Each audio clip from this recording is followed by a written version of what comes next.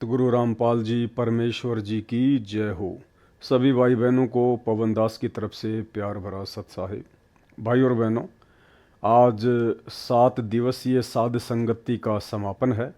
आज हमारा ये 8वां वीडियो है और जब जब भूल पड़े पुस्तक के ऊपर आप जी ने जितने भी वीडियो देखे हैं, उम्मीद करता हूँ आप भाई बहनों को परम पूज्य परमेश्वर सतगुरु रामपाल जी के आशीर्वाद से बहुत कुछ भक्ति मार्ग पर आगे बढ़ने के लिए, अपनी मर्यादाओं को बनाए रखने के लिए समझ में आया होगा।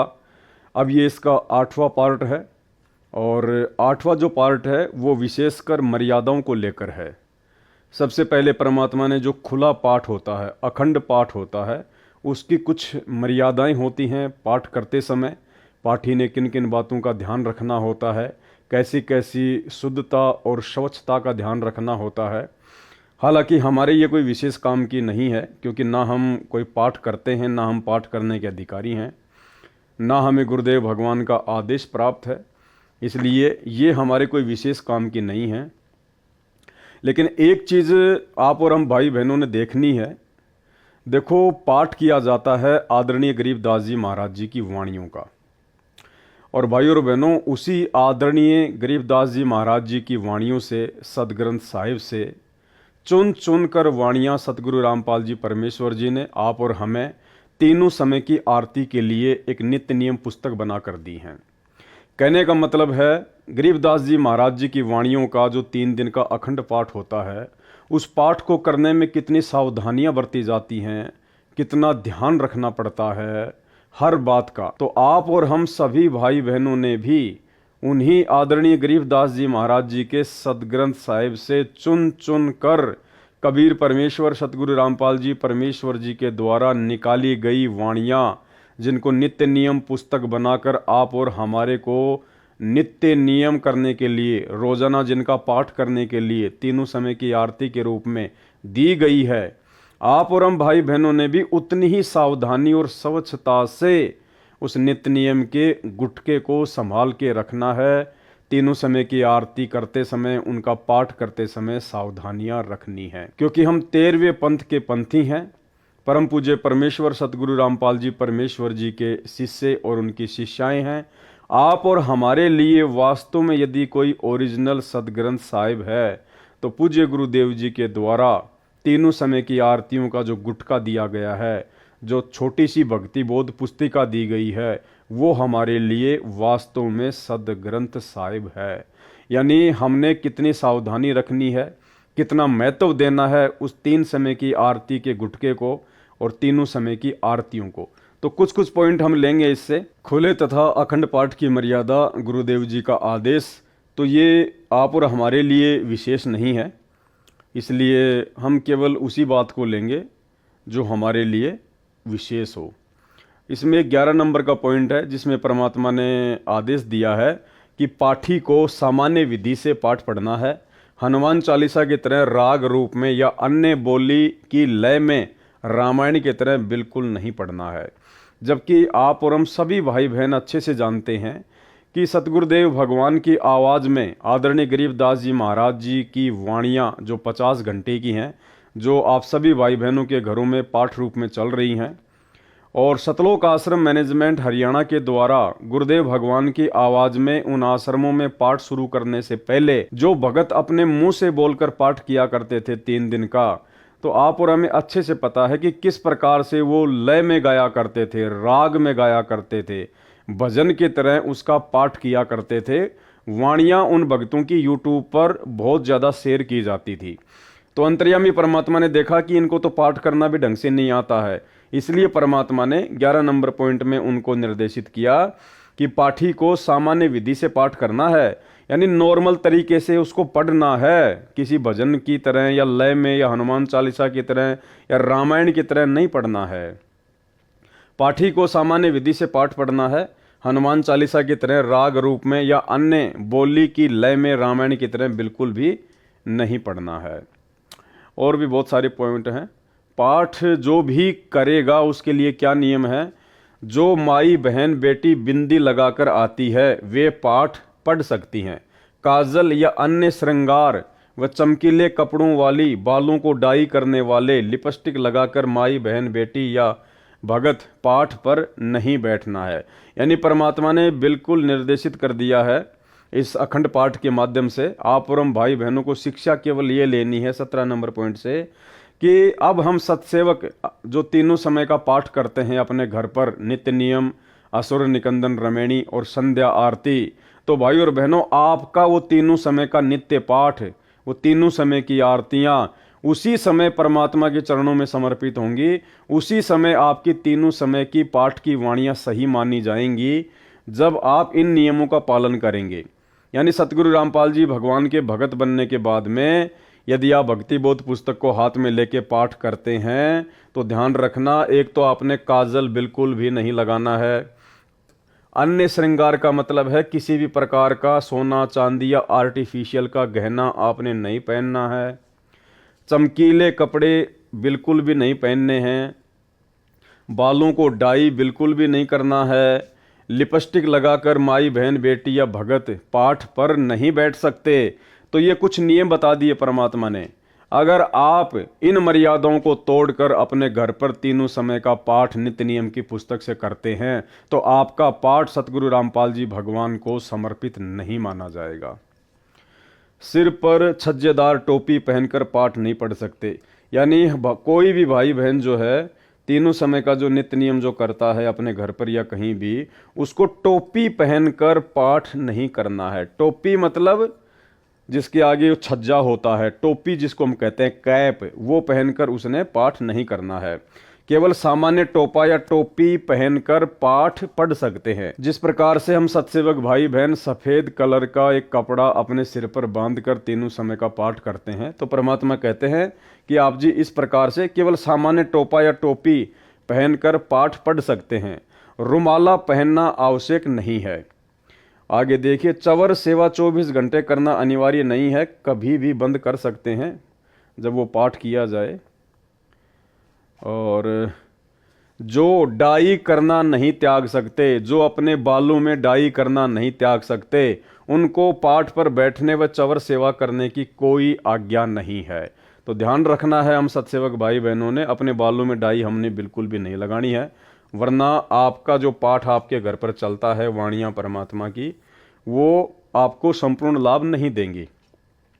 कुछ बहनें या माताएं श्रृंगार लिपस्टिक लगाकर या काजल लगाकर आती हैं, उनको पाठ पर न बैठने दें। ये आदेश हैं गुरुदेव भगवान के।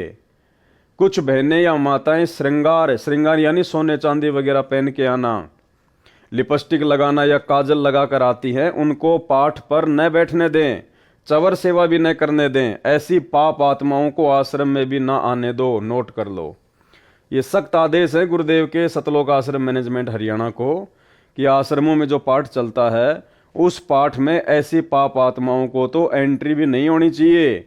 लेकिन उसके बावजूद भी आपको सब पता है 90% हार श्रृंगार करने वाली माता बहनें ही सतलोक आश्रम मैनेजमेंट हरियाणा में उनके भंडारों में जाती हैं। इन लोगों को गुरुदेव भगवान के आदेश से कोई लेना देना नहीं है, इनको केवल ज्योति और पाठ का पैसा चाहिए। तो हम सत्सेवक भाई बहनों ने इस 25 नंबर के पॉइंट को आधार बनाकर अपने गुरुदेव के आदेश की पालना करनी है। हम सत्सेवक भाई बहनों ने ना कि 3 समय का पाठ करते समय, बल्कि अब हमने कभी भी अपने जीवन में इस प्रकार का आडंबर नहीं करना है।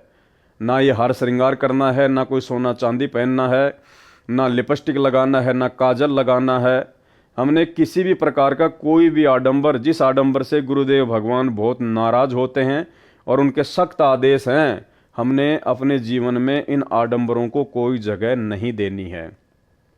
तभी हमारा तीनों समय का पाठ जो है गुरुदेव भगवान के चरणों में समर्पित होगा। सतनाम प्राप्त को रोकना है। यदि आगे से ऐसा न करने का आश्वासन दे तो श्रृंगार उतार कर तथा काजल साफ करके आने दो। सारनाम प्राप्त को बिल्कुल कंसेशन नहीं है। सारनाम प्राप्त यदि सोना चांदी पहनेगा, हार श्रृंगार करेगा, काजल वगैरह लगाएगा, डाई लगाएगा, चमकीले भड़कीले कपड़े पहनेगा, तो परमात्मा कहते हैं उनको कोई छूट नहीं है, कोई कंसेशन नहीं है जिसको सारनाम प्राप्त है। काजल व श्रृंगार वाली तो चाहे कोई भी मंत्र प्राप्त है, पाठ पर नहीं बैठने देना है। तो हम सत्सेवकों ने भी ध्यान रखना है, कोई आडंबर हमने अपने घर पर नहीं करने हैं। भक्तजनों को निर्देश। अखंड पाठ में नियमों का पालन संबंधी जानकारी। यह अखंड पाठ हमारे भी कोई विशेष कोई काम का नहीं है। ये पाठ के दौरान सबसे अहम नियम, यानी सतलोक आश्रमों में जो पाठ प्रकाश होता है 3 दिन का, उसमें परमात्मा क्या कह रहे हैं? पाठ के दौरान सबसे अहम नियम, सबसे मुख्य नियम क्या है? नज़र नेक रखें, यानी आपको गंदी नज़र नहीं रखनी है। किसी भी माता बहन के ऊपर कोई गंदी नज़र नहीं रखनी है। मन में कोई दोष वगैरह नहीं होना चाहिए। नीयत साफ रखें, मन में दोष द्वेष न रखें, पक्षपात ना करें, परमात्मा से डरें, बहन बेटी माई को बुरी नज़र से न देखें, पाप को मन में जगह न दें। जबकि भाई और बहनों, ये सारे अवगुण सतलोक आश्रम मैनेजमेंट हरियाणा वालों में जो लोग पाठ प्रकाश पर बैठते हैं, उनमें कूट कूट कर भरे हैं, कूट कूट कर। तो आपका पाठ करवाना उन आश्रमों में कितना लाभदायक है, कितना आपको पुण्य मिलेगा, ये आप जी भली भांति परमात्मा के द्वारा बताए गए इस नियम से समझ सकते हैं। पाठ के दौरान सबसे अहम नियम, तो आप और हमने, जो हम सत्सेवक हैं, हम जो अपने घर पर पाठ करते हैं तीनों समय का, नित्य नियम, असुर निकंदन रमैणी और संध्या आरती, तो परमात्मा कहते हैं पाठ के दौरान सबसे अहम नियम, नज़र नेक रखें, नीयत साफ रखें, मन में दोष द्वेष न रखें, पक्षपात न करें, परमात्मा से डरें, बहन बेटी माई को बुरी नज़र से न देखें, पाप को मन में जगह ना दें।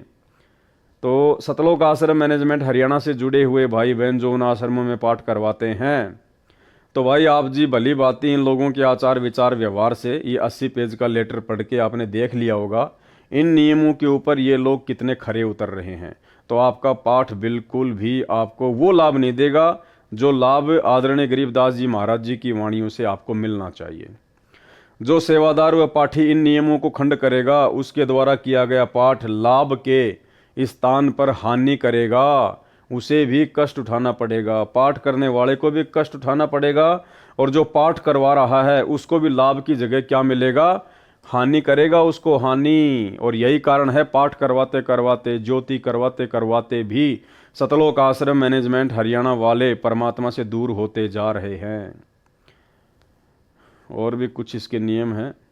उसके बाद ये भक्ति मर्यादाओं को लेकर परमात्मा ने यहाँ पे कुछ बातें लिखी हुई हैं, और परमात्मा यही चाहते हैं कि मर्यादाओं में भगत रहना सीख जाए, भगत मर्यादाओं को निभाना शुरू कर दे, क्योंकि मर्यादाओं के बिना भक्ति हमारी जो है फल ही नहीं सकती, हमारी भक्ति सफल हो ही नहीं सकती। गुरुदेव भगवान कहते हैं कि भक्ति चाहे थोड़ी कर लो, लेकिन मर्यादा आपने पूर्ण निभानी पड़ेगी। तो कुछ नियम हैं ये सतनाम प्राप्ति के बाद में जो परमात्मा ने हमें बताए हैं। तो एक बार हम सभी भगत भाई बहन नियमों को रिपीट करेंगे, क्योंकि ये लास्ट का पार्ट चल रहा है, इसमें विशेषकर नियमों को लेकर ही परमात्मा ने जानकारी दी है। नोट: सत्यनाम प्राप्ति के लिए तथा प्राप्त करने के बाद आवश्यक नियम, जिनमें से एक भी नियम खंड नहीं करना। यदि निम्न नियमों का पालन नहीं कर सकते तो सत्यनाम ना लें। स्पष्ट कर दिया गुरुदेव ने, यदि आप इन तमाम नियमों का पालन नहीं कर सकते हैं तो आप जी सतनाम ना लें। उपदेश प्राप्त पुण्य आत्माएं परमात्मा के मार्ग पर चलती हैं, वह परमात्मा प्राप्ति के लिए यात्रा प्रारंभ करती हैं। यात्री बहुत ही कम सामान लेकर यात्रा करता है, अधिक भार उठाकर यात्रा करना संभव नहीं होता। जो सांसारिक परंपराएं हैं वे व्यर्थ का भार हैं, जो भक्ति मार्ग में यात्रा में बाधक हैं। इसलिए इस भार से मुक्त होने के लिए निम्न नियमों का पालन करना अनिवार्य है। सबसे पहला नियम क्या बताया परमात्मा ने? किसी के पैर नहीं छूने और न ही दूसरे को छूने देना है।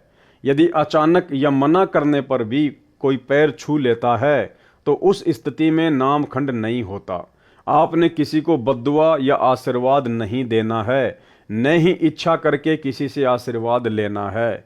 कोई आपके सिर पर आशीर्वाद के लिए हाथ रखे तो आपने मना करना है, फिर भी कोई हाथ रख देता है तो आपका उपदेश सुरक्षित है। यानी आपने जानबूझकर किसी से आशीर्वाद नहीं लेना है, अपने सिर पर हाथ नहीं रखवाना है।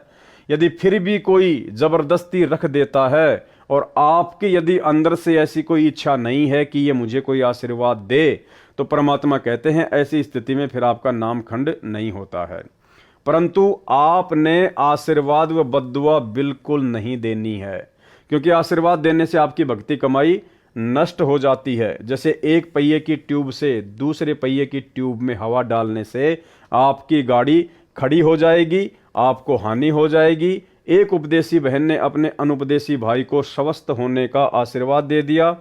भाई तो स्वस्थ हो गया, परंतु बहन इतनी अस्वस्थ हुई कि 1 महीना अस्पताल में रही। पुनः उपदेश लिया, अपनी गलती की समायाचना करने पर ही वह स्वस्थ हो पाई। इसलिए सर्व से प्रार्थना है कि यह गलती ना करें। इसी प्रकार अन्य नियमों के खंड करने से आपकी राम नाम की गाड़ी में पंचर हो जाएगा, वह भी रुक जाएगी, अर्थात आप जी को हानि होगी। पूर्व समय में सती प्रथा एक परंपरा थी। जिस किसी का पति मर जाता था तो उसकी स्त्री को भी उसी मृत पति के साथ जिंदा जलाया जाता था, जो एक महाजालिम कर्म था। उस समय के मानव समाज ने उस कुरीति को मजबूरन मानना पड़ता था। किसी महापुरुष ने संघर्ष करके उस सती प्रथा को बंद कराया। समाज के रूढ़िवादी व्यक्तियों ने बहुत विरोध भी किया, परंतु प्रयत्न सफल हुआ, तो आज सर्व बहनें सुखी हैं। इसी प्रकार ये सर्व परंपराएं जानो जो मानव समाज पर भार हैं, इनको समाप्त करने से ही भार मुक्त हो सकेंगे तथा भक्ति मार्ग पर आसानी से चल सकेंगे। दूसरा नियम है, टीवी, कंप्यूटर तथा मोबाइल में फिल्म, सीरियल, मैच, कार्टून देखना तथा मोबाइल में वीडियो गेम आदि नहीं खेलना है।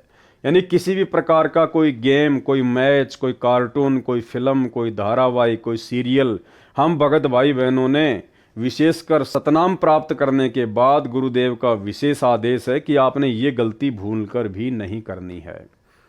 जो भाई बहन साथ संगति से जुड़ चुके हैं, भले उन्होंने संकल्प नाम दीक्षा ही ली है, उनके लिए तो सारे के सारे नियम लागू हैं। हमने किसी प्रकार की कोई भी कोताही नहीं बरतनी है, भले आपने संकल्प ही लिया है, भले आपको प्रथम नाम ही है, ठीक है। तो परमेश्वर कह रहे हैं कि हमने टीवी, कंप्यूटर तथा मोबाइल में फिल्म, सीरियल, मैच, कार्टून देखना तथा मोबाइल में वीडियो गेम आदि नहीं खेलना है। अब बताइए, इन आश्रमों में लोगों को नाम दीक्षा दिलाई जाती है, लोगों को सारे नियम समझाए जाते हैं। अब वो भगत भाई बहन जो उपदेश प्राप्त कर रहे हैं, जो सतनाम प्राप्त कर रहे हैं, वो कैसे इन नियमों का पालन करेंगे? जब नाम दीक्षा दिलाने वाले गुरुदेव के कलयुगी परिवार वाले, सतलोक आश्रम मैनेजमेंट हरियाणा वाले, जो स्वयं दुनिया के लिए बैडमिंटन का स्टेडियम बना के दे दिए, धनाना गांव वालों के लिए 50 लाख रुपए की लागत से बैडमिंटन का स्टेडियम बना दिया गया है। खुद गुरुजी का लड़का कबड्डी के मैच की टीम को 31,000 रुपए दे रहा है। तो बताइए भाई और बहनों, उन्हीं सतलोक आश्रम मैनेजमेंट वालों से उपदेश प्राप्त करने वाले भाई बहन आखिर कैसे गुरुदेव भगवान के इन नियमों का पालन करेंगे? लेकिन इन नियमों का पालन भाई और बहनों आप और हम सत्सेवकों ने विशेष तौर पर करना है, यदि भक्ति मार्ग पर सफल होना है तो। नंबर 3, किसी को दान बिना सिला कपड़ा, सीधा आदि नहीं देना है। देखो क्या कह रहे हैं परमात्मा, किसी को दान बिना सिला कपड़ा, सीधा नहीं देना है। सीधा का मतलब क्या होता है? सीधा का मतलब होता है आटा, चावल, दाल, चीनी, नमक, चाय पत्ती, साबुन, इसको कहते हैं सीधा सामान देना। जबकि आपने इसी पुस्तक में पीछे पढ़ा कि जब 2020 में कोरोना आया, उस समय मेरे विशेष सेवादारों ने, सतलोक आश्रम मैनेजमेंट हरियाणा वालों ने गांव-गांव में जाकर आटा, दाल, चीनी, चावल, साबुन, तेल, चाय पत्ती ये बांटा। तो भाई ये परमात्मा का नियम है, 3 नंबर नियम है कि जब हमें सतनाम प्राप्त हो जाता है तो हमने किसी भी भगत को सीधा सामान नहीं देना है, बिल्कुल भी बिना सिला हुआ कपड़ा भी किसी को दान में नहीं देना है, किसी को पहनने के लिए नहीं देना है। यदि किसी को आवश्यकता है तो आप जी अपने पहने हुए कपड़े उसको दे सकते हैं, आपने बिना सिले हुए तो कपड़े भी किसी को नहीं देने, अन्यथा वो उसको बेचकर उसके पैसे का दुरुपयोग कर सकता है। इतनी सावधानी हमने बरतनी है। तो परमेश्वर का स्पष्ट आदेश है, किसी को दान बिना सिला कपड़ा नहीं देना है, सीधा आदि नहीं देना है। सीधा आदि मतलब आपने किसी को भी खाने पीने का जो कच्चा सामान है वो नहीं देना है। भाई फिर वो परमात्मा 2020 में हिसार जेल से आदेश देके कोरोना काल में कैसे अपनी ही मर्यादा तुड़वा कर, अपने ही वचन को तुड़वा कर दुनिया वालों के लिए आटा, दाल, चावल, चीनी, साबुन, तेल ये वितरित करवाएगा। तो ये सारा का सारा मनमाना आचरण था सतलोक आश्रम मैनेजमेंट हरियाणा का। किसी को दान, बिना सिला कपड़ा, सीधा आदि नहीं देना है, नहीं किसी धार्मिक स्थल, मंदिर, मंडी के लिए पैसे देने हैं, न ही उनके किसी भंडारे में जाना है। जैसे धर्मशाला, गली पक्की करने, कुआं तथा तालाब, जोहड़ की खुदाई, खेतों के सांझले नाले की खुदाई तथा अन्य इसी प्रकार के सामूहिक सामाजिक कार्यों के लिए पैसा दे सकते हैं। जैसे आप किसी गांव में रहते हैं, आप किसी कॉलोनी में रहते हैं, तो शहरों में तो सारे काम सरकार करती है, नगर निगम करता है। ये विशेषकर गांव में समस्या आती है। जैसे गांव में सभी लोग इकट्ठा होकर आपस में पैसे इकट्ठे करके ट्यूबवेल वगैरह लगवा लेते हैं, जोहड़ की खुदाई करवा लेते हैं, कोई तालाब वगैरह बनवाते हैं, गांव में कोई सड़क वगैरह जो है वो बनवाते हैं। तो परमात्मा कहते हैं अगर कोई सामाजिक काम है, सामाजिक काम का मतलब आप जिस गांव में रहते हैं, आप जिस कॉलोनी में रहते हैं, और यदि वहां पर सभी लोग मिलकर और अपनी सुविधा के लिए यदि इस प्रकार का कोई कार्य करवाते हैं जिनसे हमारी मर्यादा ना टूटती हो, तो ऐसे में हम सहयोग कर सकते हैं। जो भी हमारे हिस्से में पैसा आएगा हम उनको दे सकते हैं। तो ये होता है सामाजिक काम। ऐसा नहीं है कि समाज में कहीं और जगह काम हो रहा है, किसी दूसरे गांव में कोई सामाजिक काम हो रहा है और उस गांव के लोग हमारे से चंदा मांगने आ जाएं और उस सामाजिक काम का हम कोई यूज ही नहीं करते, तो हमने उनमें कोई सहयोग नहीं करना।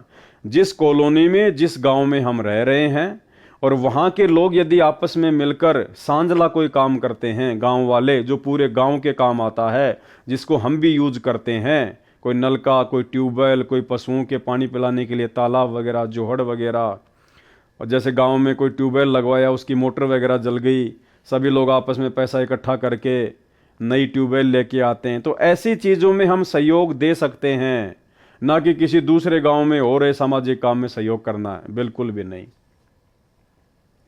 नंबर 4, माथे पर तिलक न लगाना है और न ही लगवाना है, भात में पटड़े पर नहीं चढ़ना है, गले में माला नहीं डलवानी है और न ही डालनी है, और न ही किसी की झोली में पैसे डालने या लेने हैं। यदि दोनों पक्ष उपदेशी हैं तो विवाह केवल असुर निकंदन रमैणी करके साधारण विधि से करना है तथा भात परंपरा को समाप्त करना है। कोई त्योहार, जागरण, मुंडन, धार्मिक अनुष्ठान, जन्मदिन, छठी आदि नहीं मनाना है, न ही उसमें जाना व सहयोग करना है। स्पष्ट आदेश है परमात्मा के, ध्यान रखना। कोई भी त्योहार नहीं मनाना, किसी भी प्रकार के जागरण में नहीं जाना, हमने कोई मुंडन वगैरह नहीं करवाना, जैसे कोई मर जाता है या जैसे बच्चे का मुंडन करवाते हैं। धार्मिक अनुष्ठान चाहे किसी भी देवी देवता का किसी भी रिश्तेदारी में क्यों ना हो, आड़ोस पाड़ोस में क्यों ना हो, बिल्कुल भी सहयोग नहीं करना। जन्मदिन चाहे पाड़ोस में क्यों ना हो, बिल्कुल नहीं जाना। चाहे घर में किसी काका, ताऊ, चाचा के बच्चे का जन्मदिन क्यों ना हो, हमने उस दिन स्पेशली उन लोगों के खाना नहीं खाना है, उसकी जन्मदिन पार्टी में नहीं जाना है, बिल्कुल भी। छठी, जैसे कोई बच्चा वगैरह हो जाता है, गांव वाले मिलके ताश वगैरह खेलते हैं, हमने वो भी नहीं मनानी है, आदि नहीं मनाना है, न ही उसमें जाना व सहयोग करना है। ध्यान रखना इन बातों का। नंबर 6, किसी को दुआ या बद्दुआ नहीं देनी है। नंबर 7, किसी को good morning, good afternoon, good evening, good night आदि शब्द नहीं बोलने हैं। यदि कोई बोलता है तो उसे समय अनुसार केवल morning morning, evening evening, afternoon व नाइट नाइट 2-2 बार बोल सकते हैं। यानी हमने किसी भी आदमी को सुबह के समय गुड मॉर्निंग नहीं बोलना है। यदि सामने वाला गुड मॉर्निंग बोलता है तो हमने भी उनको गुड मॉर्निंग नहीं बोलना है। Number 8, happy birthday, happy new year तथा गुड बाय आदि शब्द नहीं बोलने हैं। यदि कोई आपसे बोलता है तो उसे धन्यवाद या थैंक यू बोल दें। क्या बोलो? धन्यवाद या थैंक यू। नंबर 9, सिखों को छोड़कर संत बाबा रूप में दाढ़ी ना हो। इसके ऊपर दास विशेष तौर पर वीडियो बना चुका है। इसमें परमात्मा का स्पष्ट आदेश है कि सिखों को छोड़कर, सिख कौन? जिन लोगों ने संत रामपाल जी से दीक्षा नहीं ले रखी है, उन सिखों को छोड़कर यदि सिख समाज का कोई भी व्यक्ति संत रामपाल जी से उपदेश लेता है तो संत या बाबा रूप में, यानी भगत रूप में या अन्य किसी बाबा रूप में उसने दाढ़ी नहीं रखनी है, ना सिर पर बाल रखने हैं, ना उसने पगड़ी वगड़ी पहननी है। यानी सिख समाज की जो परंपराएं हैं, यदि आप संत रामपाल जी से उपदेश ले रहे हैं तो आपने उन समस्त परंपराओं को, सिख समाज की परंपराओं को त्यागना है। नंबर 10, बहनों ने नेल पॉलिश और लिपस्टिक नहीं लगाना है। नंबर 11, परफ्यूम तथा सेंट आदि नहीं लगाना है, यानी किसी भी प्रकार का हमने ये फालतू के चौचले वगैरह नहीं करने हैं। अपने आप को बिल्कुल सिंपल तरीके से रखना है। 12, विवाहित बहनें केवल सिंदूर या बिंदी में से एक चीज़ लगा सकती हैं। नंबर 13, किसी अनुपदेशी का जूठा नहीं खाना है, यदि अनजान में खाया है तो समा होता है, भविष्य में ध्यान रखें। नंबर 14, हाथों पर मेहंदी नहीं लगानी है, किसी बीमारी के कारण लगा सकते हैं। हाथों में मेहंदी लगाने से नाम खंड होता है। सिर बालों में रंग काली मेहंदी या डाई नहीं लगानी है। यदि आपको कोई प्रॉब्लम है, कोई दिक्कत है, डॉक्टर यदि आपको सर में मेहंदी लगाने की सलाह देता है ठंड के लिए, तो आप जी ठंड के लिए लगा सकती हैं। बाकी सफ़ेद बालों को काला करने के लिए या युवा दिखाई देने के लिए बिल्कुल भी हमने डाई का या मेहंदी का प्रयोग नहीं करना है। कहने का मतलब है साधु सोई जो सीधा चाल है, हमने किसी भी प्रकार का कोई आडंबर नहीं करना है। नंबर 15, शादी में जाते हैं तो पैसे, सगुन, वार फेरी, मुंह दिखाई पर पैसे नहीं देने हैं, यानी जो आडंबर लोग करते हैं वो हमने बिल्कुल भी नहीं करने हैं। विदाई के समय घर में नारियल नहीं फोड़ना है। कन्या विदाई के समय गाड़ी पर पानी डालना या सगुन के लिए धक्का लगाना अर्थात सगुन करना मना है। यानी जो भी आडंबर होते हैं परंपरागत शादी विवाह में, हमने बिल्कुल ध्यान भी नहीं देना उनकी तरफ, ना कोई सहयोग करना है। नंबर 16, किसी को किसी भी अवसर पर गिफ्ट देना मना है, यानी हमने कोई गिफ्ट वगैरह नहीं देना है। अगर कोई गिफ्ट दे तो कोशिश करनी है ना लो। अगर कोई पीछे से रख जाए या डाक या कोरियर द्वारा भेजे तो उसको रख लें। उनके उपलक्ष्य में कुछ रुपए दान आश्रम में कर दें। जब आपके गुरु आश्रम में हों उस समय कुछ रुपए, भाई क्या गिफ्ट लेके आया है, कितने रुपए का होगा, उसके उपलक्ष्य में कुछ रुपए आप जी अपने गुरु जी के हाथों में आश्रम में दान कर दें जब आपके गुरु आश्रम में हों। नंबर 17, परिवार में किसी की भी शादी हो तो परिवार के अन्य सदस्यों के लिए कपड़े आदि नहीं देने व नहीं लेने हैं, यानी हमने बिल्कुल भी लेन देन नहीं करना है, ना कपड़े का ना और किसी चीज़ का। कन्यादान रूप में कपड़े गहने आदि नहीं देने हैं।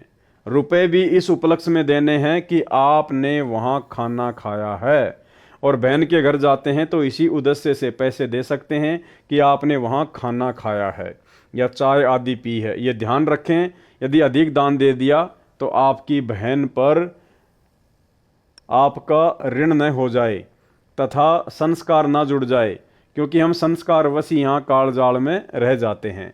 यदि आप पैसा देना चाहें और बहन न लेवे तो दोनों ही भार मुक्त हो जाते हैं। यदि बहन बुआ जी आदि उपदेशी हैं तो उनको चाहिए कि वह पैसा, रुपया, कपड़ा, आभूषण कदापि ना ले। प्यार से कहे कि आपने कह दिया, हमने मान लिया, ऐसे शिष्टाचार से मना करना है। 19 नंबर, स्कूल में गायत्री मंत्र बोलते समय ओम शब्द नहीं बोलना है, क्योंकि जिसे गायत्री मंत्र कहते हैं यह यजुर्वेद के अध्याय 36 का मंत्र 3 है। मूल पाठ में ओम मंत्र नहीं है। जो गायत्री मंत्र बोला जाता है ओम भूर्भुवस्सुवः, तो गुरुदेव कह रहे हैं कि शुरुआत में उसमें ओम मंत्र नहीं है, वो यजुर्वेद अध्याय 36 का मंत्र 3 है। मूल पाठ में ओम मंत्र नहीं है। वेद परमात्मा की अनूठी देन है, इसमें वृद्धि या कटौती करना परमात्मा का अपमान है, लाभ के स्थान पर हानि ही होती है। इसलिए इस मंत्र के साथ ओम नहीं बोलना है। यजुर्वेद के अध्याय 36 मंत्र 3 अर्थात कथित गायत्री मंत्र मात्र परमात्मा की महिमा का एक मंत्र है। इसे पढ़ने से परमात्मा के गुणों का ज्ञान होता है। जैसे बिजली की महिमा कहीं लिखी हो तो उसको कविता बनाकर गाते रहने से बिजली के गुणों का ज्ञान तो हो जाता है, परंतु बिजली का लाभ नहीं मिल सकता। लाभ तो बिजली का कनेक्शन लेने से ही मिलेगा। इसी प्रकार यजुर्वेद अध्याय 36 मंत्र 3 जिसको गायत्री मंत्र बताकर जाप करने को कहते हैं वह व्यर्थ है, क्योंकि यह मंत्र तो परमात्मा की महिमा का ज्ञान कराता है, परमेश्वर के गुणों अर्थात लाभ को बताता है। वह लाभ अधिकारी संत से सत्यनाम व सारनाम की दीक्षा प्राप्त करके अर्थात कनेक्शन लेकर ही प्राप्त हो सकते हैं। यजुर्वेद अध्याय 36 मंत्र 3 अर्थात गायत्री मंत्र की आवृत्ति करने से नहीं, फिर भी कोई अज्ञानी व्यक्ति विद्यार्थियों को विवश करे तो ओम शब्द का उच्चारण न करें। स्कूल में यदि आपके बच्चों को गायत्री मंत्र बोलने के लिए विवश किया जाता है तो अपने बच्चों को बता दें कि बेटा शुरू में ओम मत बोलना, बाकी आगे का मंत्र बोल लिया कर। गायत्री मंत्र का भूर्भुवस्सुवः से ही उच्चारण प्रारंभ करें। ओम एक अक्षर को न लगाएं। अध्यापकों को चाहिए कि यजुर्वेद अध्याय 36 मंत्र 3 की अपेक्षा संत गरीबदास जी महाराज जी की वाणी से मंगलाचरण विद्यार्थियों से बुलवाएं। गायत्री मंत्र से कई गुना लाभ होता है, परंतु सतनाम तथा सारनाम बिना सब व्यर्थ है। नंबर 20,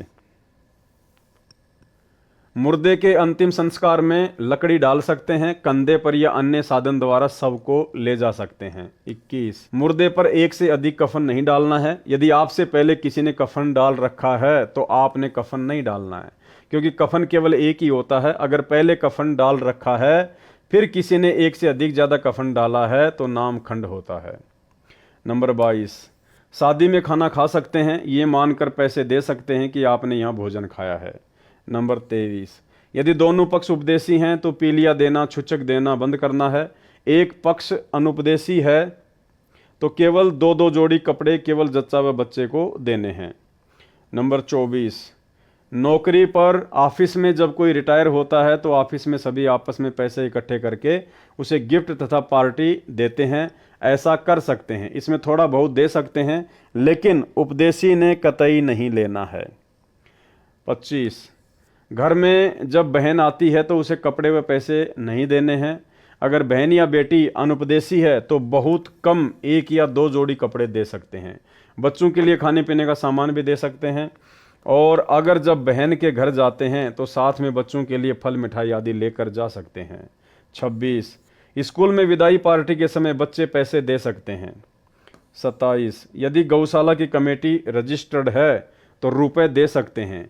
यदि रजिस्टर्ड नहीं है तो चारा आदि दे सकते हैं। 28, शादी की मिठाई कोई घर में लेकर आए तो और कुछ शादी के नाम के कार्ड के साथ मिठाई लाते हैं तो हृदय से मना करें। फिर भी कोई रख जाए तो खा सकते हैं। उसके बदले में कुछ रुपए आश्रम में दान कर दें, आप पर भार नहीं रहेगा। उपदेशी भगत ने समाज में किसी के विवाह में भी भोजन खा रखा है, उसके लिए विवाह के दिन से कुछ दिन बाद मिठाई व भोजन करवा सकते हैं। यह छूट केवल एक बार है, आगे से विवाह में मिठाई बनाने की परंपरा बंद है। सामान्य भोजन बनाएं। नंबर 29, भगत भाई आपस में उधार सामान एक दूसरे से ले सकते हैं, और अगर आपस में एक दूसरे के घर आते जाते हैं तो बच्चों के लिए खाने पीने का सामान ले जा सकते हैं। नंबर 30, भाई या बहन की आर्थिक स्थिति कमजोर हो तो आर्थिक या अन्य मदद उधार रूप में कर सकते हैं। बहन को चाहिए कि उस पैसे को लौटाएं जिससे उस पर भार नहीं बनेगा। यदि बहन या भाई धन लौटाने में असमर्थ है तो भाई कभी बहन पर तथा बहन भाई पर पैसे लौटाने का दबाव ना बनाए। 31, लड़की की शादी में माता पिता अपनी लड़की को 4 जोड़ी कपड़े दे सकते हैं, पैसे नहीं। अगर लड़के की शादी में लड़की वाले बगैर नाम वाले हैं और वो अगर ज़बरदस्ती अपनी लड़की को कुछ देना चाहें तो इसी प्रकार लड़की की शादी में लड़के वाले अनुपदेशी कुछ मांग करें तो स्पष्ट मना कर दें, बिल्कुल नहीं लेना देना है।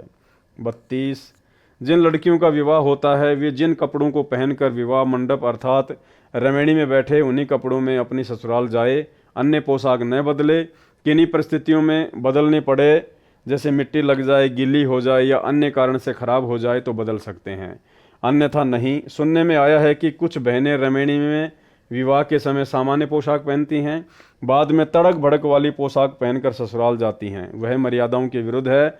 विवाह के समय जैसी भी नई या पुरानी पोशाक पहन रखी है उसी को पहनकर ससुराल में जाएं। अन्य या उपरोक्त परिस्थितियों में पोशाक बदली जा सकती है। नंबर 33, आपके द्वार पर कोई भिक्षुक आता है या कहीं बाजार में आपसे कोई भिक्षा मांगता है तो उसे पैसे ना दें, खाना खिला दें। यदि उसको वस्त्र की आवश्यकता है तो वस्त्र बिना सिला न दें, पुराना या नया सिला हुआ कपड़ा दें। कंबल चादर भी पुराना दें, नहीं तो अधिकतर भिक्षुक शराबी कबाबी हैं, नए कपड़ों को बेचकर शराब आदि नशीली वस्तुओं का प्रयोग करते हैं, वह दोष दान करने वाले को भी लगेगा।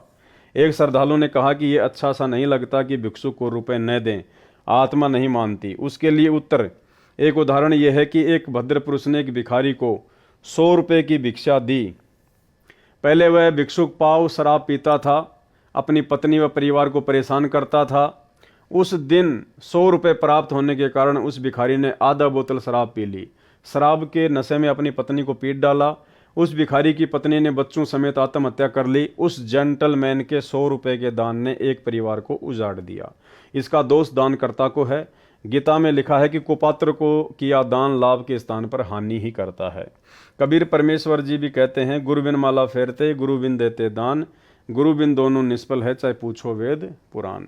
नंबर 34, किसी भी नियम के खंडित हो जाने पर आपको परमेश्वर जी से मिलने वाला लाभ बंद हो जाएगा। जैसे बिजली का कनेक्शन कट जाने पर सर्व लाभ बंद हो जाते हैं, जो कार्य बिजली से होने थे वे रुक जाते हैं। इसी प्रकार परमात्मा की शक्ति से जो आपको तथा आपके परिवार को लाभ मिलना था वह रुक जाता है। एक बहन ने बताया कि उसके पति ने दीक्षा भी ले रखी है, किसी भी नियम का पालन नहीं करता। इसी प्रकार एक भगत ने अपनी पत्नी की शिकायत की, उसके विषय में यह जाने कि उनका नाम खंडित हो चुका है। ऐसे व्यक्तियों का कोई भयंकर पाप कर्म है, नाम खंडित होने पर वह पाप कर्म अपना प्रभाव करके हानि करेगा। जब तक मर्यादा में रहकर भक्ति करते हैं तो वह पाप कर्म हानि नहीं कर सकता। एक बहन ने ऐसे ही नाम खंडित कर रखा था। कुछ वर्षों के बाद उसकी जीभ में कैंसर का रोग हो गया। उस बहन से पूछा कि अब क्या आपको टीवी देखना, लिपस्टिक लगाना अच्छा लगता है? उसने रोते हुए कहा, नहीं।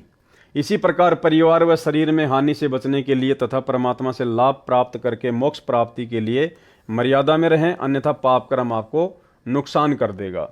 इसलिए सर्व पुण्यात्माओं से पुनः निवेदन है कि सर्व नियमों का विधिवत पालन करके मानव जीवन को सफल बनाएं तथा पूर्ण मोक्ष प्राप्त करके सदा सुखी बने। ये ध्यान रखना भाई और बहनों, आगे काम आएगा। यानी सतगुरु रामपाल जी भगवान हमें जो उनके आध्यात्मिक नियम हैं, जो भक्ति के नियम हैं, परमात्मा ने 34-35 नियम हमारे को बता दिए। इनमें कोई छूट नहीं है, कोई कंसेशन नहीं है। और स्पष्ट तौर पर परमात्मा कह रहे हैं कि इसलिए सर्व पुण्यात्माओं से पुनः निवेदन है कि सर्व नियमों का विधिवत पालन करके मानव जीवन को सफल बनाएं तथा पूर्ण मोक्ष प्राप्त करके सदा सुखी बने, सतलोक में निवास करें। यानी नियमों में कोई छूट किसी भी प्रकार की किसी के लिए भी नहीं होगी। जो विद्यार्थी शिक्षा समय में मौज मस्ती करते हैं वे शिक्षा से वंचित रह जाते हैं, आजीवन कष्ट उठाते हैं। जो शिक्षा के समय में मौज मस्ती न करके लगन से शिक्षा पूरी कर जाते हैं तो उनको विद्यालय में किए प्रयत्न का फल बाहर क्षेत्र में नौकरी द्वारा प्राप्त होता है। इसी प्रकार सर्व मानव परमात्मा प्राप्ति के विद्यालय में विद्यार्थी यानी भगत हैं। जो भगत मौज मस्ती करते हैं, भक्ति तथा नियमों का पालन न करके अन्य प्राणियों के शरीरों में घोर कष्ट उठाएंगे। जो लगन के साथ मर्यादा में रहकर परमेश्वर कबीर जी की भक्ति साधना जगत गुरु संत रामपाल जी महाराज से प्राप्त करके आजीवन करते रहेंगे, उनको सतलोक में सर्व सुविधाएं प्राप्त होंगी। वहाँ वृद्ध अवस्था नहीं है, मृत्यु भी नहीं होती, ऐसा ही जीवन है। नर नारी व परिवार है, वह कभी मृत्यु को प्राप्त नहीं होता।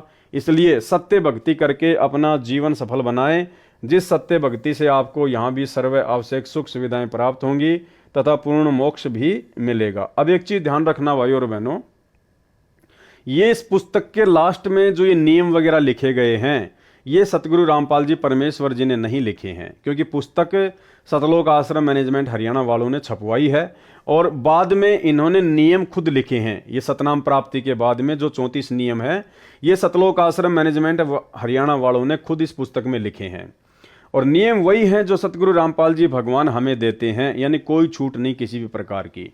तो पहले तो इन लोगों ने ये 34-35 नियम लिख दिए सारे के सारे।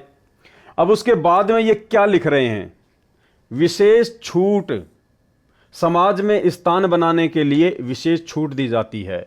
संत रामपाल दास का निवेदन दिनांक 17 फरवरी 2018 से लागू। अब ध्यान रखना भाई और बहनों, ऊपर परमात्मा ने हमारे को सतनाम के 34 नियम बता दिए। उसमें परमात्मा कह रहे हैं कि इन नियमों का यदि आप विधिवत पालन करोगे, यानी प्रत्येक नियम का पालन करोगे तो ही आपका जन्म मरण का रोग कटेगा, आपको परमात्मा से मिलने वाला लाभ मिलेगा, अन्यथा नहीं मिलेगा। अब फिर वो परमात्मा समाज में विशेष स्थान बनाने के लिए कैसे छूट देगा नियमों में? ये देखिए इसी पुस्तक में लिखा हुआ ये विशेष छूट समाज में स्थान बनाने के लिए। अरे हमने अभी भी समाज वालों से ही भाईचारा निभाना है क्या? इतना ज्ञान समझा दिया, 30 साल कम नहीं होती है। गधे को गीता पढ़ाओ वो भी बैकुंठ जाने को तैयार हो जाए।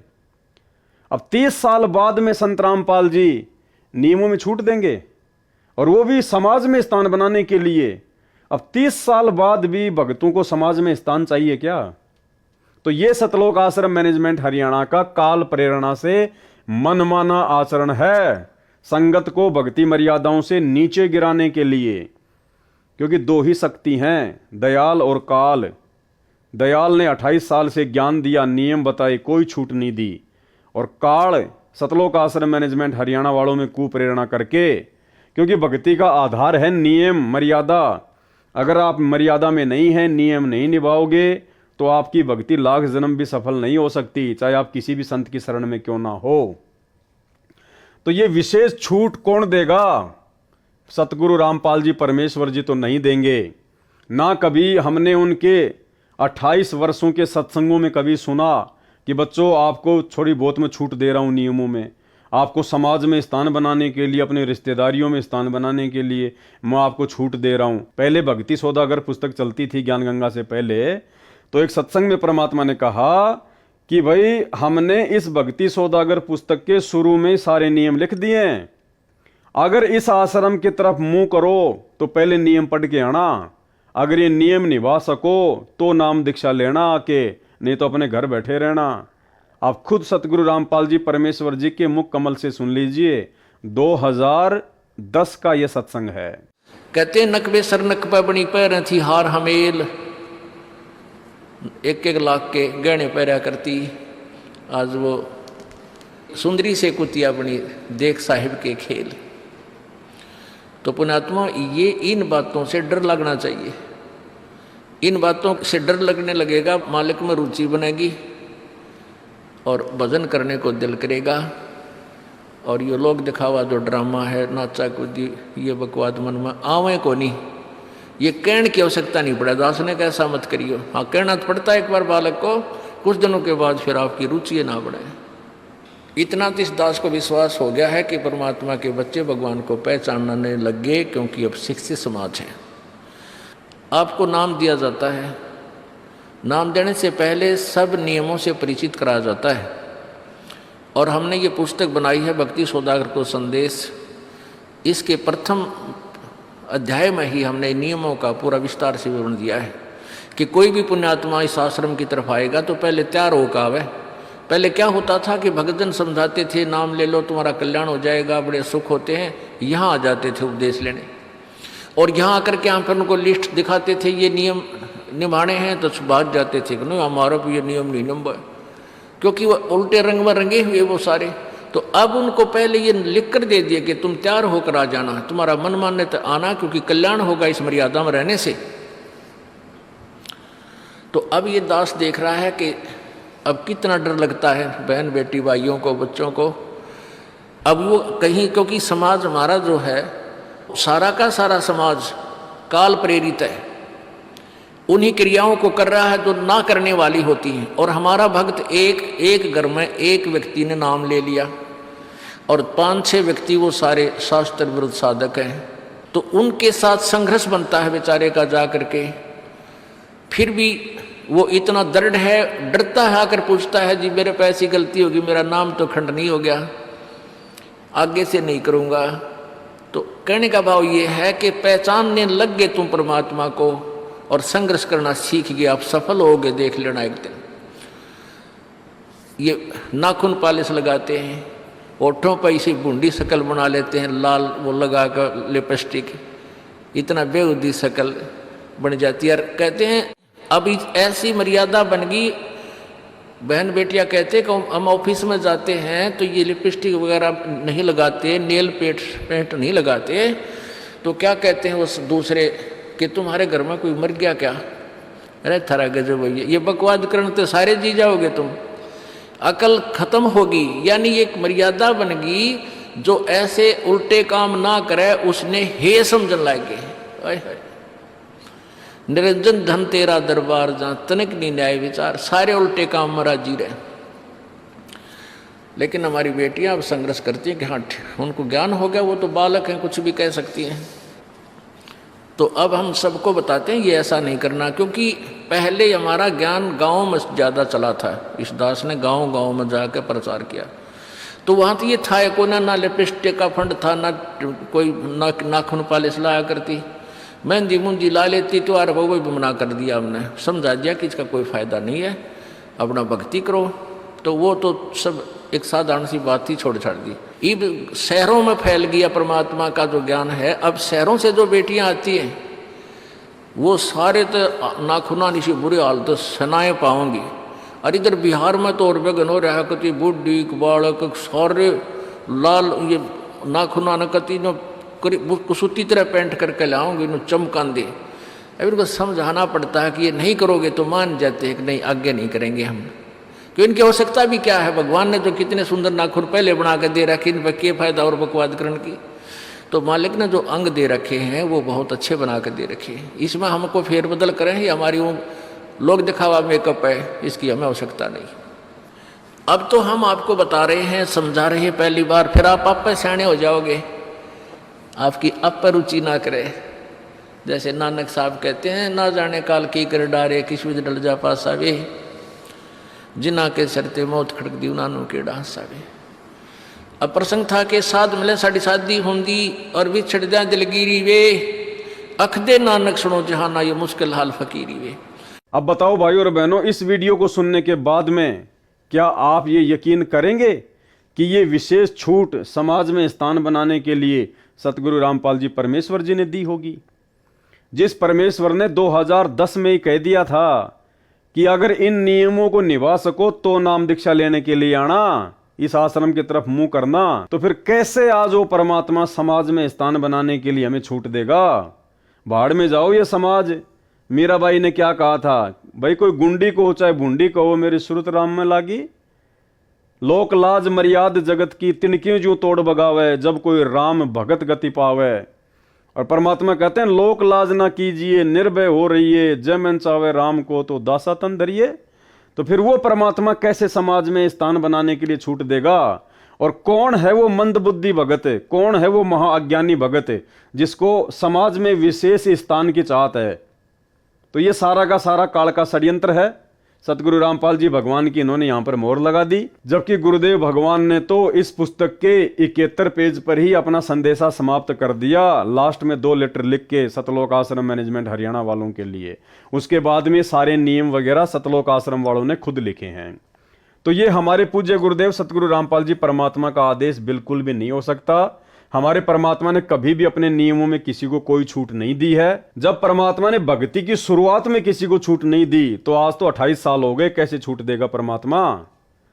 अब क्या छूट दी है भाई और बहनों, देखना, यही काल का सबसे बड़ा षड्यंत्र है। इस पुस्तक को पढ़ने के बाद में और ये नियम पढ़ने के बाद में कि विशेष छूट समाज में स्थान बनाने के लिए विशेष छूट दी जाती है, तो इन नियमों को पढ़ने के बाद में क्या क्या छूट दी गई है, वो 34 नियम कौन निभाएगा? प्रथम मंत्र के 11 नियम कौन निभाएगा? कोई नहीं निभा पाएगा, क्योंकि मन को तो जगह चाहिए बकवाद करने के लिए, और ये बकवाद करने के लिए जगह सतलोक आश्रम मैनेजमेंट हरियाणा ने दे दी। कितना बड़ा षड्यंत्र है भगत समाज के साथ। क्या छूट दी है इन लोगों ने काल प्रेरणा से? नंबर 1, लड़की की बिना नाम वाले परिवार में शादी होती है और ससुराल वाले आन उपासना के लिए, किसके लिए? देवी देवताओं की पूजा के लिए, आन उपासना के लिए। यदि किसी बहन बेटी की जगत वालों में शादी होती है, किसी भगत की उपदेशी बेटी की यदि जगत वालों में शादी होती है और ससुराल वाले यदि आन उपासना के लिए मजबूर करते हैं, जैसे उनके देवी धाम पर उनके साथ जाने के लिए, वहां पर धोख लगाने के लिए, यानी दंडोत करने के लिए उन देवी देवताओं को कहते हैं, तो उपदेशी बेटी उनके साथ सैर सपाटा जानकर चली जाए। ये लो जी, छूट दे दी कि वो उपदेशी बेटी उनके साथ में सैर सपाटा समझकर चली जाए, जैसा वे कहें करती रहें। देवताओं को भोग लगाओ, हाँ जी लगा दो। देवताओं को दंडवत करो, हाँ जी कर दिया। देवताओं को ये नारियल चढ़ाओ, हाँ जी चढ़ा दिया, क्योंकि छूट दे दी। जैसा वे कहें करती रहें, परंतु मंत्र अपना जाप करती रहें। मतलब मेरे को कोई कहे कि तूने शराब पीनी है और मैं शराब पीता रहूं और मंत्र अपना जाप करता रहूं, तो क्या हो जाएगा काम मेरा? देखो कैसी बेहुद्दी बातें लिखी हुई हैं। ये गुरुदेव भगवान के आदेश हो सकते हैं क्या? परमात्मा काल की गोद में बैठाएगा अपने बच्चों को? क्या कह रहे हैं? आन उपासना के लिए अगर मजबूर करते हैं तो करो। अरे गुरुदेव क्या कहते हैं कि 100 वर्ष सतगुरु की पूजा और 1 दिन आन उपासी, वो अपराधी आत्मा फिर पड़े काल की फांसी। तो ये काल की फांसी में डाला जा रहा है भक्तों को। कितना बड़ा धोखा किया जा रहा है, कितना बड़ा षड्यंत्र काल का। उपदेशी बेटी उनके साथ सैर सपाटा जानकर चली जाए, जैसा वे कहें करती रहें, परंतु मंत्र अपना जाप करती रहें। यदि वहां कोई तिलक लगाता है तो लगवा लें, तुरंत उतार दें। अगर कोई आपके माथे पर तिलक लगाता है तो कह रहे हैं लगवा लो और उसके बाद तुरंत उतार दो। यानी कोई शराब पीता तो पी लो, तुरंत बाथरूम करके आ जाओ, काम खत्म। यदि हाथ के नाला धागा बांधता है तो बंधवा लो और बाद में तोड़ के फेंक दो। दारू पी लो और बाद में बोतल को तोड़ के फेंक दो। ये है इनके कहने का मतलब। तो ये है नंबर 1 टोटल काल का षड्यंत्र, भक्तों की मर्यादा तुड़वाने का षड्यंत्र। इसलिए दास कह रहा है भाई और बहनों, सतलोक आश्रम मैनेजमेंट हरियाणा पूरी तरह से काल का मुख्य एजेंट है धरती पर, पूरी तरह से काल प्रेरित है भक्तों को बर्बाद करने के लिए, भक्तों की भक्ति का सत्यानाश करवाने के लिए काल ने इन लोगों को स्पेशली नीचे उतार रखा है संत रामपाल जी के पंथ में। तो अब आप खुद विचार कर लेना इस 1 नंबर के घटिया नियम को पढ़कर। नंबर 2 क्या छूट दी है? यदि किसी त्योहार पर भोजन बनाने के लिए कहें तो बना दें, उसे खा भी लें, परंतु भोग वाला ना खाएं। यदि भोग लगाकर सब भोजन में मिलाते हैं तो उसे ना खाएं, अपना भोजन अलग निकालें या भिन्न बना लें। नंबर 3, भात के समय यदि किसी उपदेशी को जाना पड़े तो पटड़े पर चढ़ने से बचें। यदि मजबूरी है तो कोई बात नहीं। जबकि सतनाम के नियम में गुरुजी स्पष्ट कह रहे हैं कि आपने भात में पटड़े पर नहीं चढ़ना है, तिलक नहीं लगवाना है, माला नहीं डलवानी है। और यहां क्या छूट दे दी गई? भात के समय यदि किसी उपदेशी को जाना पड़े तो पटड़े पर चढ़ने से बचें। यदि मजबूरी है तो कोई बात नहीं। ये लो जी, अब बताओ, नहीं करना है और कर भी लो, नहीं करना है और कर भी लो, फिर वो 34 नियमों का मतलब क्या रह गया? उन 34 नियमों में तो स्पष्ट रूप से मना कर दिया गया और यहां छूट दे दी गई, तो फिर वो 34 नियमों का मतलब क्या रह गया फिर? नंबर 4, यदि कोई माला डालता है तो उसे हाथ में पकड़ लें, यदि डाल दी जाए तो तुरंत निकाल लें। नंबर 5, यदि किसी अधिकारी या राजपद प्राप्त भगत को कोई उद्घाटन रस्म करनी पड़े तो अनिच्छा से एक ड्रामा समझकर करें। नंबर 6, यदि सरकारी कर्मचारी या अधिकारी का या प्राइवेट नौकर को या पुत्र वधू या पत्नी को निषेध वस्तु लेने के लिए आदेश होता है तो बचें। निषेध वस्तु यानी शराब, मांस, बीड़ी, गुटखा। किन किन को? यदि सरकारी कर्मचारी, कोई सरकारी नौकरी करता हो, कोई चपड़ासी हो, कोई बाबू हो या कोई और कोई नौकर हो, अधिकारी का या प्राइवेट नौकर को या पुत्र वधू व पत्नी को निषेध वस्तु लेने के लिए आदेश होता है तो बचें। यदि मजबूरी है तो ला सकता है।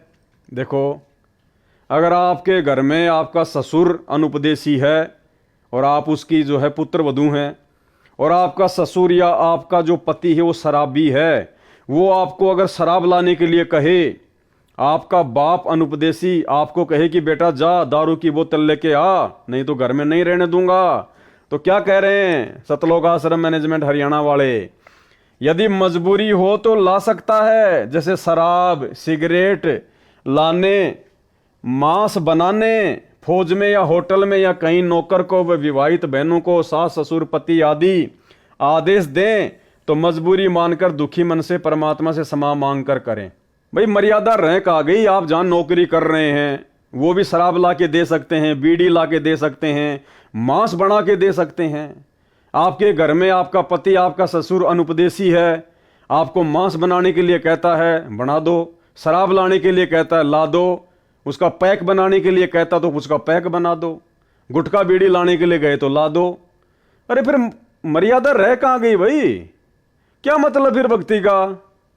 फिर क्यों नियम दिए संत रामपाल जी ने? क्यों इतना वो प्रयत्न कर रहे हैं 30 साल से? अगर ये सारे कुकर्म करने हैं तो फिर नियम देने की जरूरत क्या पड़ गई थी गुरुजी को? तो ये सारा का सारा आपकी आंखों के सामने भाई और बहनों, कितना बड़ा षड्यंत्र इस 80 पेज के लेटर में। आप भाई बहनों की मर्यादा तुड़वाने के लिए यानी परमात्मा ने जो कहना था इस 80 पेज के लेटर में पिछले 7 वीडियो में आप भाई बहनों को अच्छे से समझवा दिया। उसके बाद देखो लास्ट में काल का षड्यंत्र, यानी कोई 5 किलो देसी घी का हलवा बनाए और उसमें फिर 1 मुट्ठी बालू रेत की डाल दे। वो काम सतलोक आश्रम मैनेजमेंट हरियाणा ने ये विशेष छूट दे के नियमों में बाद में कर दिया। क्या आपने कभी अपने गुरुदेव के मुख से सुना, किसी भी सत्संग में सुना कि बच्चों आपको नियमों में छूट दी जा रही है? तो देख लो, आपकी आंखों के सामने है भाई और बहनों।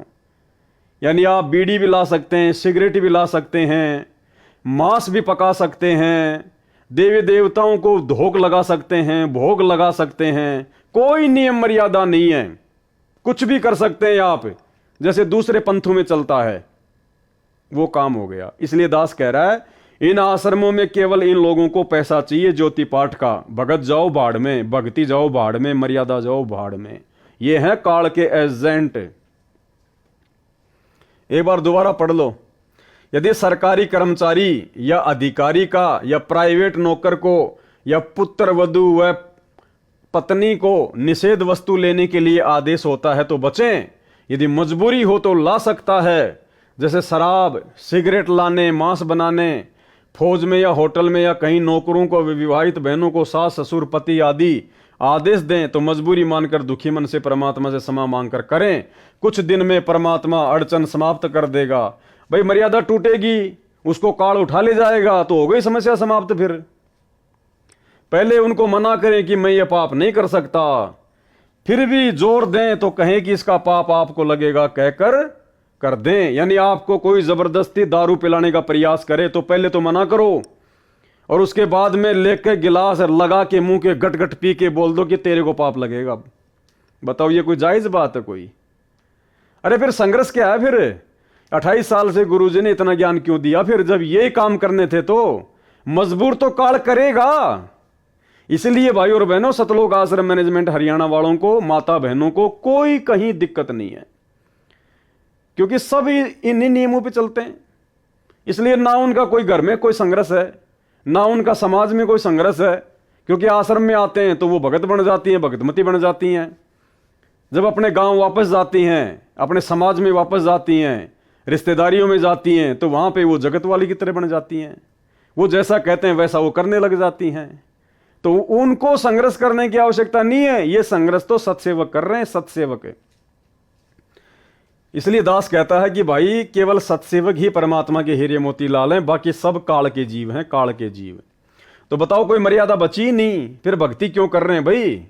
भक्ति सफल होगी कैसे? अरे डॉक्टर ने आपके कैंसर का ऑपरेशन कर दिया और कैंसर के रोगी को डॉक्टर ने कह दिया भैया तेरे को मीठा बिल्कुल भी नहीं खाना, तेरे लिए जहर समान है, ध्यान रखना इस बात का। और फिर डॉक्टर नीचे लिख दे कि विशेष छूट, अगर कोई तुझे दबाव दे तो तू मीठा खा लेना। तो बताओ वो डॉक्टर है क्या? वो डॉक्टर हो सकता है क्या? वो मरीज का वो हितैषी हो सकता है क्या? जब कैंसर के ऑपरेशन के बाद में उसने नियम दे दिया कि मीठा नहीं खाना भाई, नहीं तो मरेगा, एक तरफ तो ये कह रहा है और नीचे फिर कह रहा है विशेष छूट दे रहा हूं मैं तेरे को, खा लेना मीठा, कोई दिक्कत नहीं है। तो फिर क्या मतलब फिर नियम का? तो ऊपर तो सतगुरु रामपाल जी परमेश्वर जी ने जो नियम बताने थे वो उन्होंने बता दिए अपने फाइनल, और सतलोक आश्रम मैनेजमेंट हरियाणा हमारे को छूट दे रहा है। तो ये हमारा दुश्मन है, ये मैनेजमेंट है, ये काल का एजेंट है, काल प्रेरणा से हो रहा है सारा काम ये। नंबर 7, यदि सैनिक या सिपाही को गोली मारने का आदेश होता है तो मना ना करे, क्योंकि वह दोष आदेश करने वाले को लगता है। उसकी नौकरी यही है, रण में शहीद हुए सैनिक व सिपाही को स्वर्ग प्राप्ति होती है। भैया हम संत रामपाल जी के भगत हैं, हमारे को स्वर्ग नहीं चाहिए, हमारे को सतलोक चाहिए। तो गोली मारने वाला कहाँ जाएगा? स्वर्ग में जाएगा। और दूसरी बात भैया, जब राजा इब्राहिम सुल्तान को ज्ञान हुआ ना तो उसने अपना राज्य त्याग दिया था, राज्य कि मुझे तो भक्ति करनी है, बाढ़ में जाओ, ये इंद्र जैसा राज्य। हाँ भाई 30-40 हजार की नौकरी के लिए खाली स्वर्ग में जाओगे क्या? ये आप लोग स्वयं सोच लेना। नंबर 8, विशेष परिस्थिति में बालों में रंग कर सकते हैं। देखो जी, हर प्रकार की छूट दे दी। ऊपर तो गुरुजी कह रहे हैं कि जो डाई करता है उसको तो पाठ पे भी मत बैठने दो, जो बालों में मेहंदी लगाता है उनको तो आश्रम में एंट्री भी मत दो। और यहां क्या कहा जा रहा है, विशेष परिस्थिति में बालों में रंग कर सकते हैं, हर्बल वाला यानी आयुर्वेद वाला। नंबर 9, कई बेटियों बहनों को बिगड़ी परिस्थितियों में कार्यालय में लिपस्टिक लगाने के लिए मजबूर किया जाता है। उनके लिए छूट दी जाती है कि कार्यालय में जाते समय लगा लें, पहन लें तथा छुट्टी के बाद तुरंत उतार दें। कोशिश करें न लगाएं तो अच्छा है, ये स्वास्थ्य के लिए भी हानिकारक है। बताओ, लगा भी सकते हैं और नहीं भी लगाना है। और ये ऑफिस में कार्यालयों में काम करने वाली बहन बेटियों के लिए जो उपदेशी हैं, उसी सत्संग में सतगुरु रामपाल जी भगवान ने कह रखा है कि हमारी बेटियां संघर्ष करती हैं। इन लोगों की तरह सतगुरु रामपाल जी भगवान ने छूट नहीं दी अपने सत्संग में उनको कभी कि भाई आप जिस भी ऑफिस या कार्यालय में काम करती हो तो आप जी लिपस्टिक लगा लिया करो और जब शाम को वापस आओ तो उतार दिया करो। नहीं, गुरुजी ने कहा कि हमारी बहन बेटियां संघर्ष करने लग गई। उनको पता नहीं तरह तरह की बातें बोली जाती हैं, लेकिन वो किसी की बात पे ध्यान नहीं देती। गुरुजी ने कभी छूट नहीं दी। ये नाखून पॉलिश लगाते हैं, होठों पर इसी बूंदी शक्ल बना लेते हैं, लाल वो लगा कर लिपस्टिक, इतना बेहुदी शक्ल बन जाती है। और कहते हैं अब ऐसी मर्यादा बन गई, बहन बेटियां कहते हैं कि हम ऑफिस में जाते हैं तो ये लिपस्टिक वगैरह नहीं लगाते, नेल पेंट नहीं लगाते, तो क्या कहते हैं उस दूसरे कि तुम्हारे घर में कोई मर गया क्या? अरे थारा गजब भैया, ये बकवाद करने तो सारे जी जाओगे तुम, अकल खत्म होगी। यानी एक मर्यादा बन गई, जो ऐसे उल्टे काम ना करे उसने हे समझन लागे। निरंजन धन तेरा दरबार जहाँ तनिक नहीं न्याय विचार, सारे उल्टे काम में राजी रहे। लेकिन हमारी बेटियां अब संघर्ष करती हैं कि हाँ उनको ज्ञान हो गया, वो तो बालक हैं, कुछ भी कह सकती हैं। तो भाइयों और बहनों, ये छूट कौन दे रहा है? काल प्रेरणा। यही तो है खेल सारा का सारा यहां पे, दयाल का और काल का। तो समझो भाइयों और बहनों इस पूरे के पूरे काल चक्कर को। देखो, परमात्मा ने कोई कसर नहीं छोड़ी हमारे को 30 साल से अनमोल भक्ति ज्ञान देने में। आज जेल में बैठ के भी परमात्मा हर पल हमारे को मर्यादाओं का ही पाठ पढ़ा रहा है। बार बार हिसार जेल से जो विशेष संदेश आ रहे हैं, परमात्मा मर्यादाओं को लेकर ही हमारे को सख्त कर रहा है कि बच्चों, अगर मर्यादा नहीं है तो चाहे आपको सार नाम मिल जाए, चाहे सार शब्द मिल जाए, चाहे प्रथम नाम मिल जाए, आपकी भक्ति कभी सफल हो ही नहीं सकती। और मर्यादाओं में कोई कंसेशन नहीं है, कोई छूट नहीं है। तो ये छूट कौन दे रहा है? सतलोक आश्रम मैनेजमेंट हरियाणा। तो सतलोक आश्रम मैनेजमेंट हरियाणा आपका दोस्त है या आपका दुश्मन है? तो भाई और बहनों विचार कर लेना, बाद में ये मौका नहीं मिलेगा। थोड़ा सा समय बचा है आप और हमारे पास में भगत बनने का। बाद में सर पर हाथ रख के रोओगे, कुछ भी हाथ नहीं लगेगा। ये वर्तमान में इतना संघर्ष परमात्मा जो अपने दासों को निमित्त बनाकर करवा रहे हैं, भाई अगर समझदार हो तो विचार कर लेना, बाद में कुछ हाथ नहीं लगेगा। तो अब ज़्यादा मैं कुछ कहूँगा नहीं, क्योंकि जो भी कुछ आप लोगों ने इस 80 पेज के लेटर में देखा, सुना, पढ़ा, समझदार को तो वही पर्याप्त है। बाकी मूर्खों के आगे कितना ही चिल्लाते रहो, कितना ही भौंकते रहो। जो अपने गुरुदेव भगवान के 30 साल के इतने सत्संग करने के बाद भी, उनके इतने प्रयत्नों के बाद भी नहीं समझे और उसी सतलोक आश्रम मैनेजमेंट हरियाणा रूपी गंदगी में सड़ रहे हैं, वो भाई मुझ पवन दास के ज़्यादा उपदेश देने से क्या समझेंगे? तो जो समझदार थे वो तो समझ चुके हैं, क्योंकि परमात्मा कहते हैं ज्ञान का और गाम का तो चमकासा ही होता है, बाकी भैंस के आगे कितनी बीन बजा लो कोई असर नहीं पड़ना है। तो हम सत्सेवक भाई बहनों ने सतर्क हो जाना चाहिए हर प्रकार से।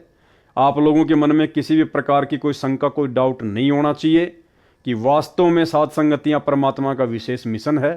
साध संगतियों से जुड़े रहकर और पूर्णतया मर्यादा में रहकर भक्ति करने से ही हम गुरुदेव के दिल में विशेष जगह बना पाएंगे, सतलोक के लिए अधिकारी बन पाएंगे। अन्यथा इस प्रकार की ड्रामेबाजी, नियमों में छूट, दुनिया भर की अड़ंगेबाजी जो 2014 के बाद सतलोक आश्रम मैनेजमेंट हरियाणा स्वयं भी करता है और संगत से भी करवा रहा है, भाई इस प्रकार की बकवादों से परमात्मा नहीं मिलेगा, असंख्य जन्म नहीं मिल सकता। तो आज की वीडियो में केवल इतना ही। 80 पेज का लेटर कंप्लीट हुआ। परमात्मा जी का विशेष तौर पर हम धन्यवाद करेंगे कि परमेश्वर ने हम सबको धैर्य दिया, सद्बुद्धि दी परमात्मा ने, जो उनके आशीर्वाद से ये 8 पार्ट कंप्लीट हो पाए। और आगे उम्मीद करेंगे, प्रार्थना करते हैं कि परमेश्वर हमें थोड़ी बहुत सेवा इसी प्रकार से ज्ञान आधार से एक दूसरे भगत भाई बहनों के साथ साथ संगति की देते रहें, ताकि हमारा विश्वास दृढ़ रहे और गुरुदेव भगवान के हिसार जेल से बाहर आने तक हम लोग भक्ति पर जीवित रह सकें। तो सभी भाई बहन सतगुरु रामपाल जी भगवान का धन्यवाद करें, सभी भाई बहन परमात्मा का जयकारा करें। बंदी छोड़ सतगुरु रामपाल जी परमेश्वर जी की जय हो।